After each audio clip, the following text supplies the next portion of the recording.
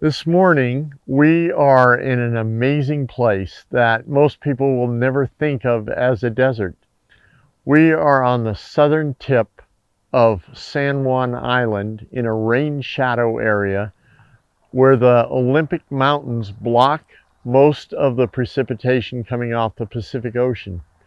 We are near American Camp, and this area receives 11 inches of precip a year, which qualifies it as a desert, a unique desert, because it's a largely grassland area.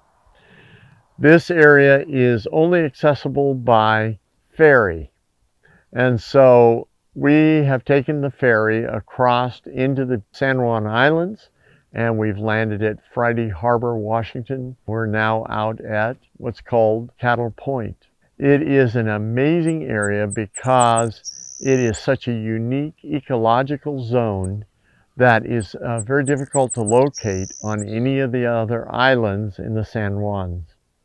San Juan Islands are comprised of dozens and dozens of small islands and some larger islands like Lopez and Orcas and San Juan, where we are. These islands are a direct result of being scoured repeatedly by an ice sheet.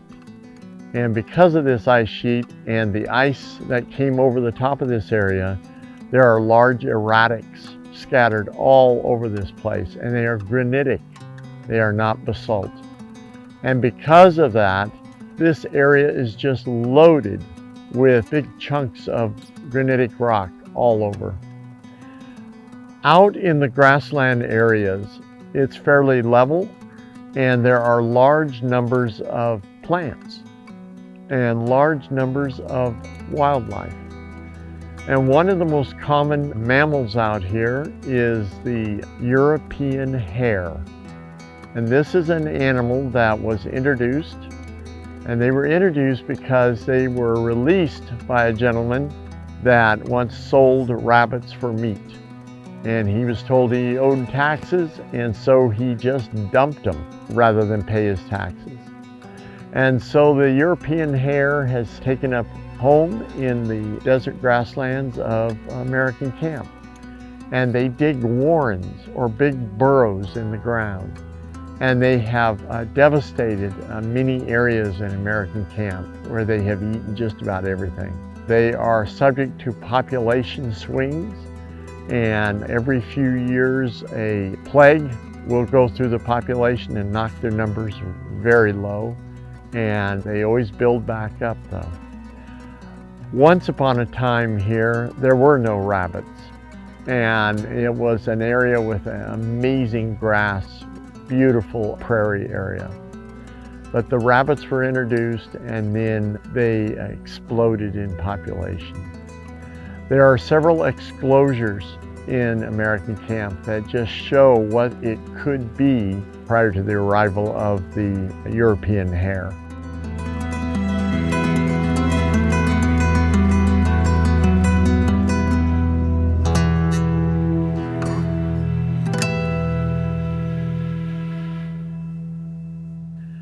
Another ungulate that lives here are black-tailed deer. These are native deer, and they're not quite as big as a whitetail or a mule deer, but they are the native deer of western Washington. And these are very common on San Juan Island. The interesting thing about them is that this time of year, the males are all in velvet, their antlers are in velvet, and all deer have deciduous antlers, which means that at the end of the winter, these antlers are shed. They drop off, and they start growing brand new antlers. And these are bone. They are not horns, they are antlers. And there's a big difference between a horn and an antler. So black-tailed deer have these nice big antlers, and they are used to tussle with other black-tailed deer. And at the end of the breeding season, during the rut, they are highly used by the bucks. And then at the end of the winter, they're dropped. So white-tailed deer often drop their antlers in late February, early March. Mule deer drop their antlers in March, and black-tailed deer that are here on this island also drop their antlers in March. There are many, many hundreds of deer on this island, and it's interesting to see them in people's yards and wandering around all over out in American camp. There are a lot of birds out here, and one of the great prairie dryland birds is the Savannah sparrow. Savannah sparrows have a beautiful song, and they sit on prominent sites, like the top of a small tree or the top of a rock. One of the granitic erratics, they'll sit up on an erratic and sing and sing and sing, and that's marking their territory. And they want to mark their territory and alert all the other Savannah sparrows in the area that they're here holding that territory. Because if they don't, those others will move in. The interesting thing is Savannah sparrows are ground nesters, and they lay 4 eggs in a beautiful nest that's built at the base or inside a bunch grass stand, and they're very defensive of their territory. Savannah sparrows are common out here, and so that's nice to see. Some other interesting things that we discovered, we found a beautiful white silk moth. And this moth had been flushed out of an area where it was roosting for the day, and it came flying over to us. Silk moths are a large family of moths in the Northwest. They also, as a family, encompass large areas of Asia and some parts of Europe. This particular moth species is a pure white, probably 1.5 inches wide, and just absolutely eye-popping beautiful.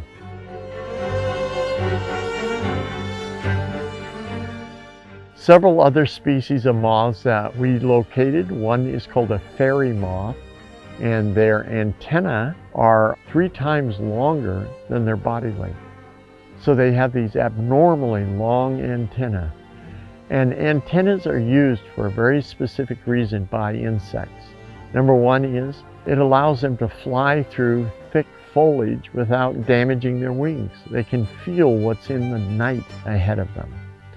The other thing is some antennae are used to smell with, and some antennae are used to listen with. And so moths, because of their unique antennae, and there are many different types of moth antennas, allows them to survive in thick foliage and thick grass, avoid predation, and get away from predators.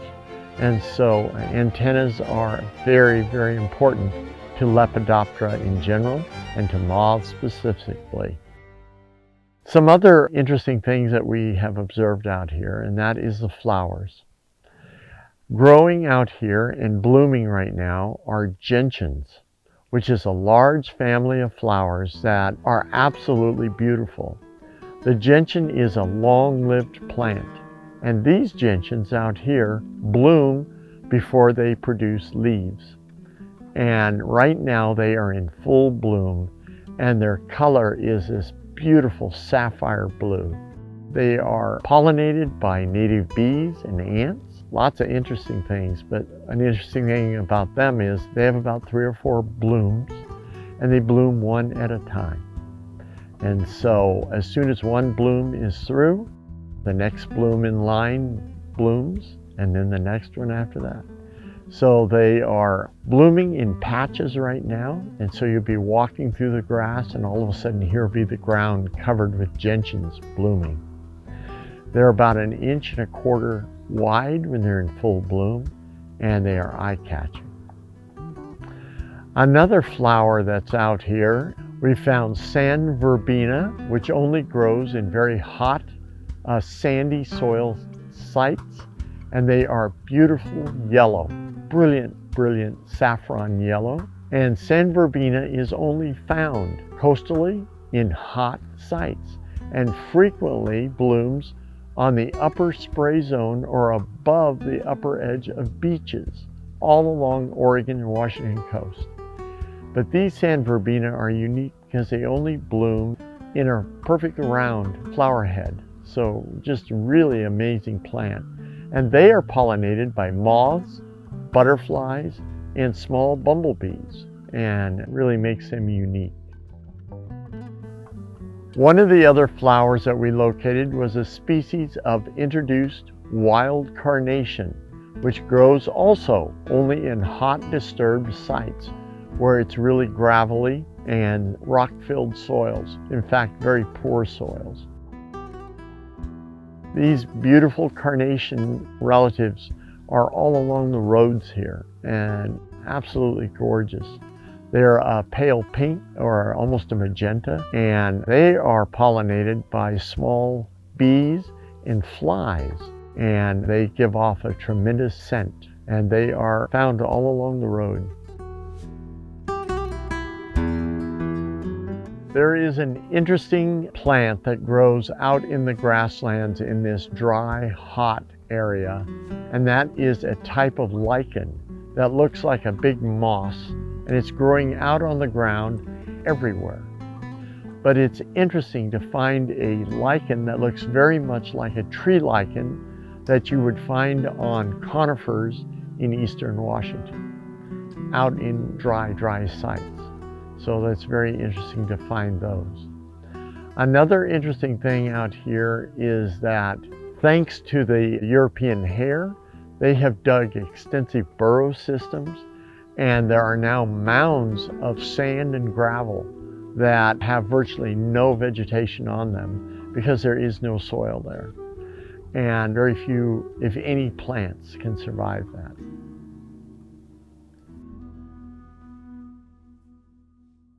Another flower species that was introduced to these islands, and that is the Shasta daisy or ox-eye daisy. Shasta daisies are here in great clumps, sometimes large areas in the meadows. They have allowed them to expand and bloom. They are a beautiful daisy. The interesting thing is they are in fact a composite, and they have dozens and dozens of small, minute flowers in the center of the plant, bloom, and big petals, big white, pure petals. Some other things about them that most people don't observe is that they are very, very important to native pollinators. Small bees, wasps, butterflies, flies, ants, and beetles all pollinate these daisies. These daisies are eye-catching because they often bloom in clumps. And so you'll be walking along, all of a sudden here will be a large clump of beautiful Shasta daisies.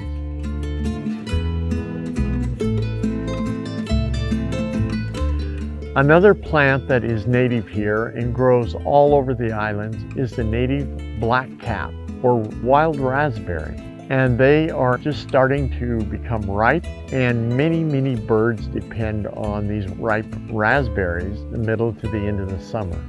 They are an absolutely beautiful berry, and their flowers are pure white, and they are pollinated and very important to pollinators because of the pollens that they produce, but also because of the nectars they produce.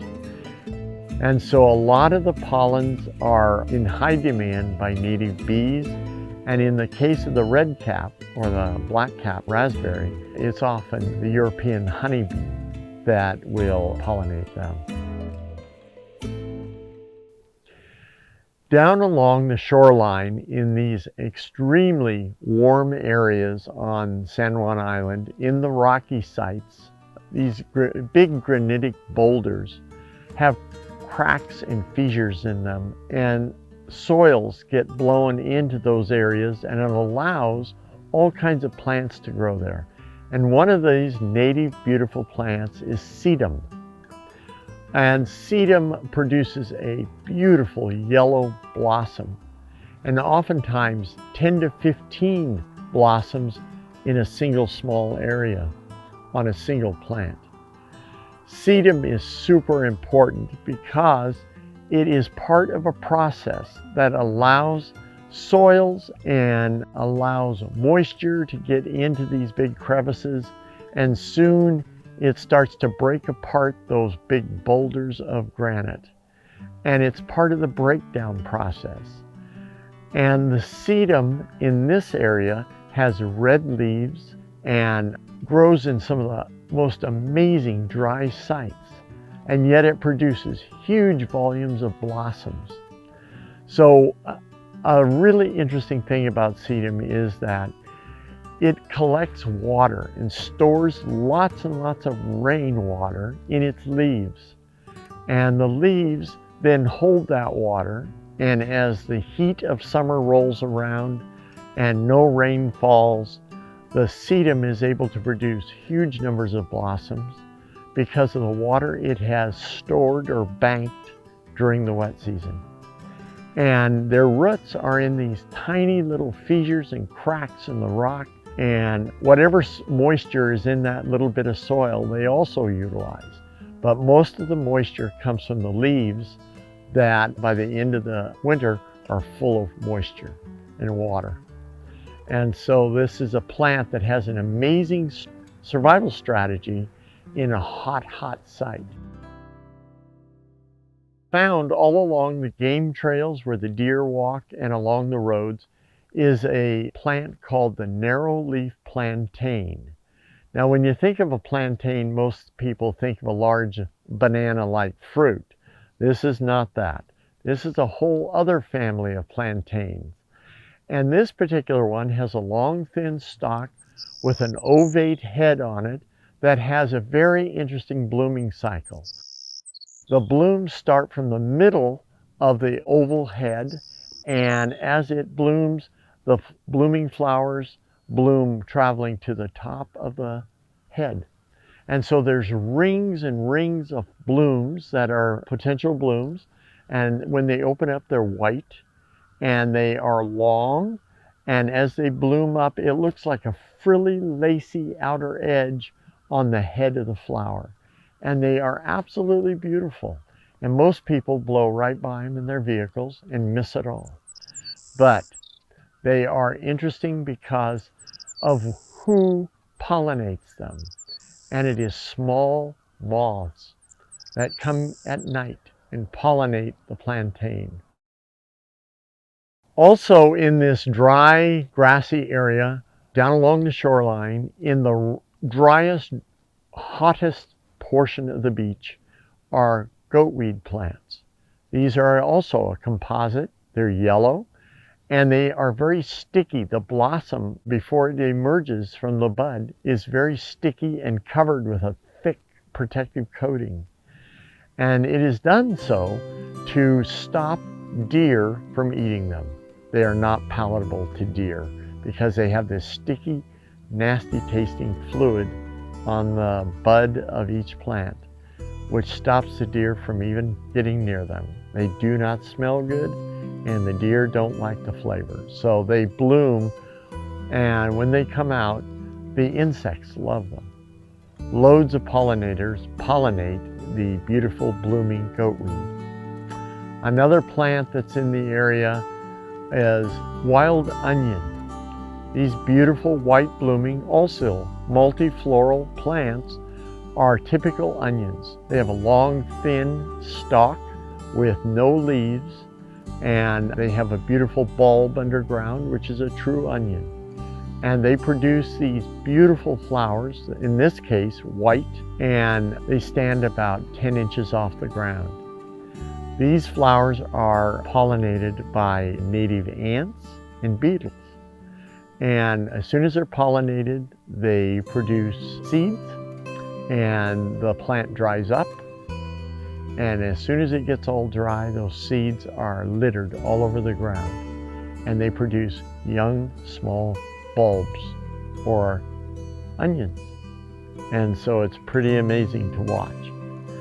There are many dozens of species of wild onions in the Pacific Northwest, especially in desert areas. Another flower that blooms here is the buckwheat.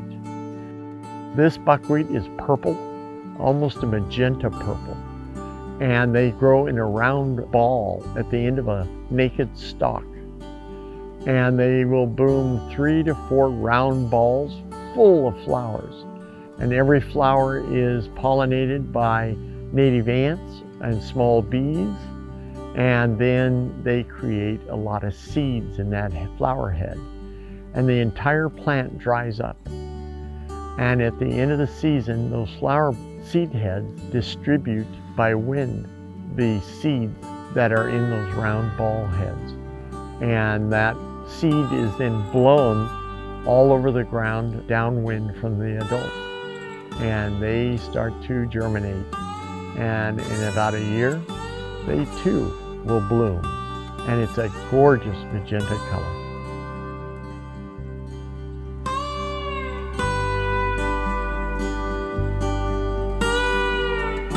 One of the woody shrubs that grows in this desert-like area is wood rose. This is a multi-floral native rose. They are absolutely beautiful, but they bloom in very limited quantities because it takes so much energy out of a plant to produce a lot of blooms. So they bloom a few at a time.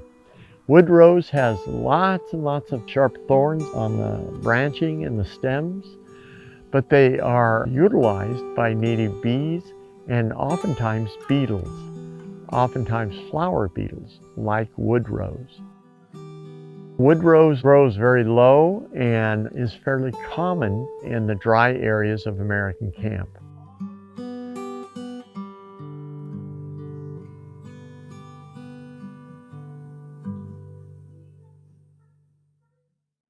As we began our trip out to the San Juan Island, one of the first birds we saw at the Anacortes terminal was a large colony of purple martins.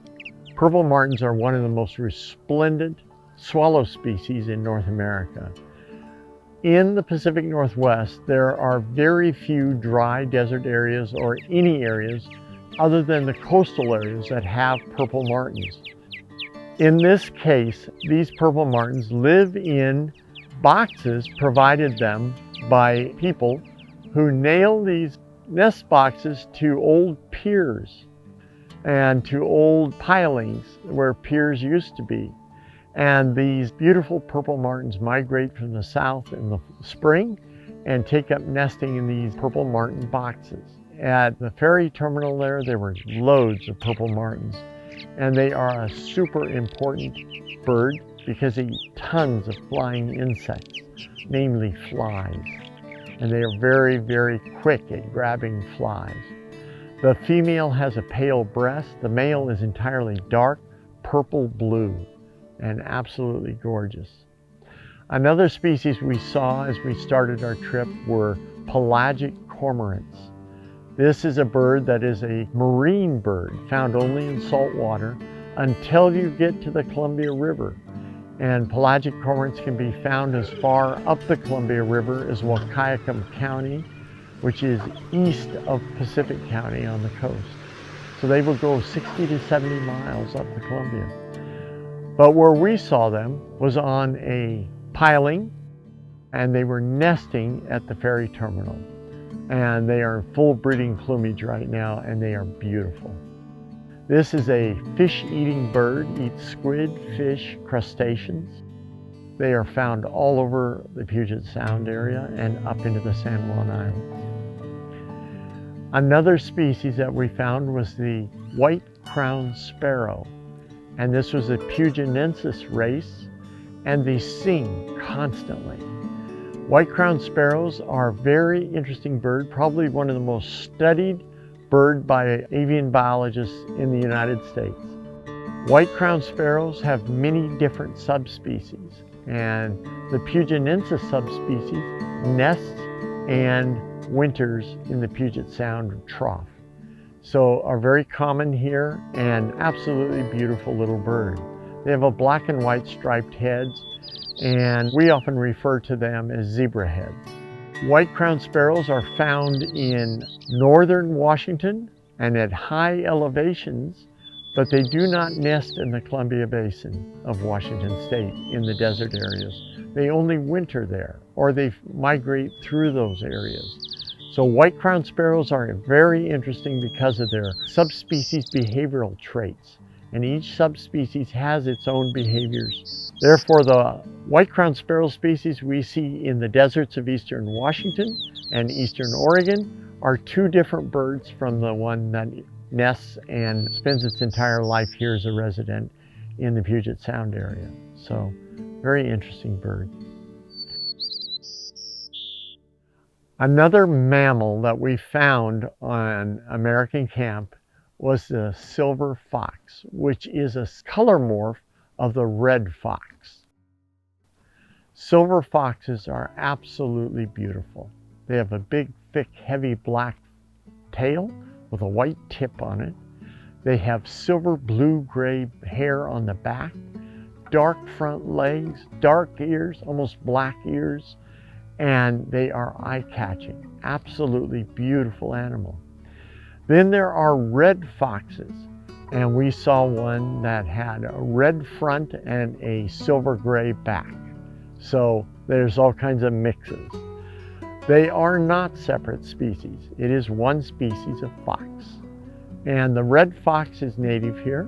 It has adapted to living on an island. Feeds on mice, small birds, insects, berries, fruits, you name it, red fox will eat it. And therefore that makes them an omnivore.